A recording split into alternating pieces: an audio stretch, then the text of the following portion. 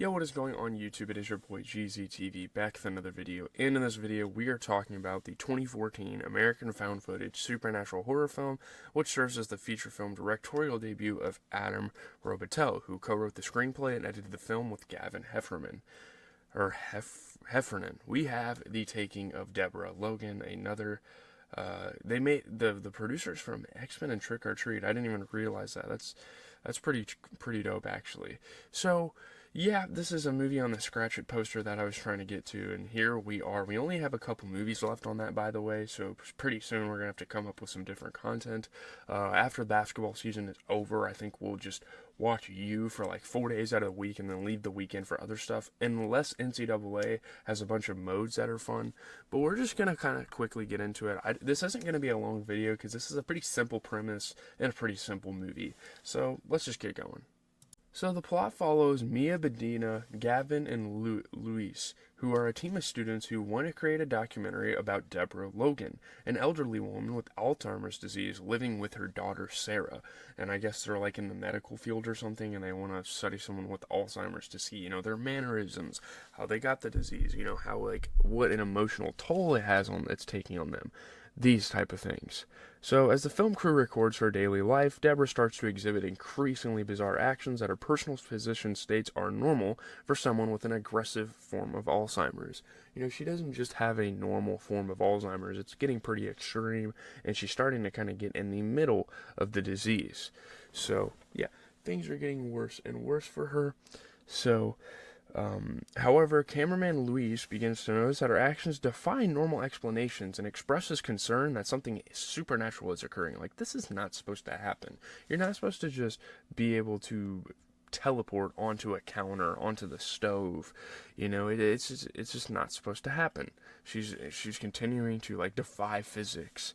So things grow more tense after Luis and Gavin record audio of Deborah speaking in French, talking about sacrifices and snakes, and this obviously shows signs of a possession, signs that something is going on, and there's obviously a local legend that kind of arises throughout this movie about why she's acting like that, and what her motives are for speaking French and doing stuff like this. So they notice that the line for 337 at her switchboard continually rings. Obviously, she used to be this switchboard person. She used to be an answering machine for a bunch of not famous people, but prominent people in the community. Like the doctors and all that stuff. So yeah, it continually rings. The line belongs to local physician Henry Desjardins, who disappeared after a series of cannibalistic, ritualized murders of 4 young girls, which could partially explain why she is acting the way she is.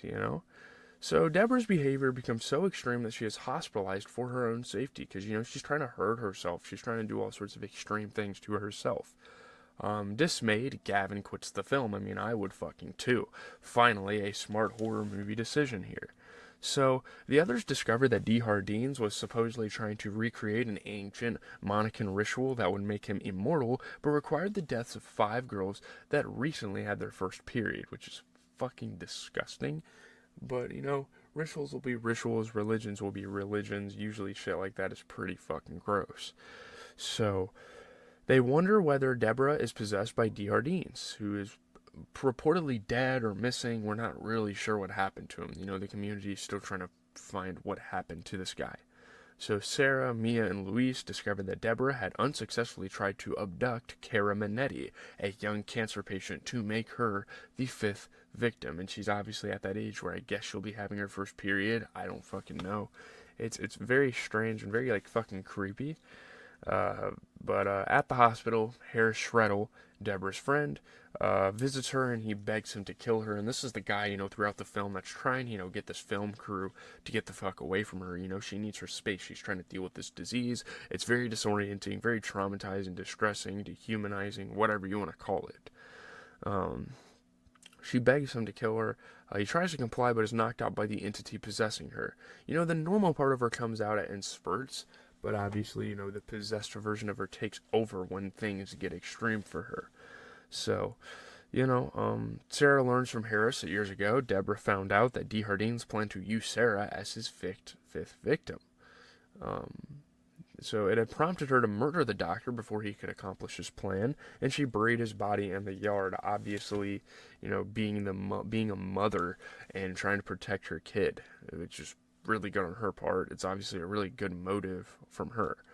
So the group finds the body remains and tries to burn them, but fails when Dehardine's spirit intervenes. And a bunch of crazy hauntings are happening. We're kind of getting into the third act at this point in the film. So Deborah succeeds in abducting Kara and taking her to the location where Dehardine's had killed his previous victims. After discovering Deborah has gone into the mines, Sheriff Linda Tweed follows behind, only to be killed. She goes in there and she gets bit up by a bunch of snakes, obviously serpents. This is, again, part of the ritual, so there's a lot of significant things that are going on, and Deborah Logan is getting possessed and kind of trying to recreate these rituals. So Sarah and Mia find Deborah as she is trying to swallow Kara's head in a snake-like manner and manage to burn Dehardine's corpse. It's one of the creepiest things you will ever see in a horror film. This woman, just her whole fucking mouth over Kara's head, and one little chomp and this girl is dead. But it's like, holy shit, it's so fucking creepy. Like, that's an image in a horror film that you kind of carry with you forever. So, Sarah and the reconscious Deborah reunite. Deborah, finally finds herself again. She's not possessed anymore. Burning the corpse was going to end this curse or whatever it was. Sarah and the film then cuts to news footage of reporters stating that Deborah was deemed unfit to stand trial for her crimes and abduction of Kara. Remember, she still committed these crimes, so she still was going to be held accountable, but they realized she had Alzheimer's. So, her health was deteriorated rapidly in the months following the incident, so they knew she couldn't stand trial. She knew she didn't really have a conscience. She didn't really have a mind of her own to speak out about what she did, and she probably doesn't even remember what she did. So, Kara has overcome her cancer and is celebrating her 10th birthday, so it seems like a happily ever after story for her until, the reporter begins to wrap up the story as Kara turns to the camera and gives a sinister smile, implying that Dehardine's is now possessing her. I guess this kind of has, sequel potential, but I guess they just left it off as this, so... Yeah, this movie is really simple. Again, I know I'm not really talking about the plot that much and that in depth, but it's a pretty simple movie. Everything kind of just happens. It's not like anything too crazy. You don't have too many things intertwining. You don't have a lot of symbolism. I think this movie is just meant to be scary. So, maybe it's a bit of an exaggeration of Alzheimer's, but still, let's get into the review. So in terms of the review, I would say this is a D to C movie. I don't think this is the greatest movie in the world. I'm honestly leaning more on a D because I think it just uses frights. And I'm a big horror movie fan, and I've seen artsy horror films. I've seen super symbolic, super impactful horror films, and I just don't think this is one of them. For found footage, it's definitely done right. It's one of the most effective entries in the popular subgenre, no doubt. But I don't know. It came out on Netflix originally, and again, for Netflix, this is a pretty good horror movie, where usually you get some very scrappy, low-budget films on that platform. It's a pretty fresh entry for its time. I just don't think it is that good, in my opinion. While the film wouldn't appeal to everyone, it does appeal to me to an extent. If you're looking for a spooky little film that's free of pretension and sometimes logic and are into something getting some quick shivers, you really can't go wrong. But that's my problem, is I don't really prefer movies like this. I prefer movies that have a well-built storyline, well-developed characters. I know that sounds extremely nerdy to say, but that's just what I look for in a horror film. I'm not trying to get some cheap thrills. I want a director, I want a cast that really cares about a movie and really cares to make a timepiece, really cares for the people that came before them.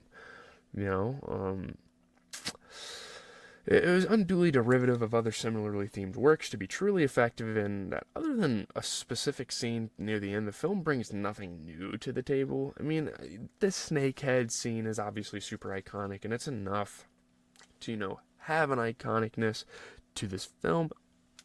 But again, it's just nothing special. There's really nothing that cool going on with it. It's scary, no doubt about that. But will I sit here and say that it seems like they're very crafty with this? I really don't think so. I don't find the film that way. But yeah, that's really all I have. Obviously, later tonight, the Timberwolves are playing the Mavs in Game 5, so we'll have to check that out and see if that's a good game. I will be streaming. I don't have any work or anything tomorrow. I'm just going to be working on content, packing my bags for vacation, working on homework and all that stuff. So tomorrow, you guys are going to get a U review as well as a 2K gameplay to kind of close out the week before I go on vacation. Again, NCAA has been something I've been talking about on this channel very frequently, and that's coming out soon, so we'll have to play that. But I'm out, guys. I really don't have much to say. Again, I know I didn't take that much time talking about this, but it's a rather simple film with a lot of cheap thrills. It's okay. Can you watch this on Halloween with your friends and be scared? Sure. But still, I just don't know. I don't see a lot of rewatchability out of it, if I'm being honest. So, hopefully you guys have a good rest of your day. Gotta go to work here in like an hour and a half, so peace out, everybody.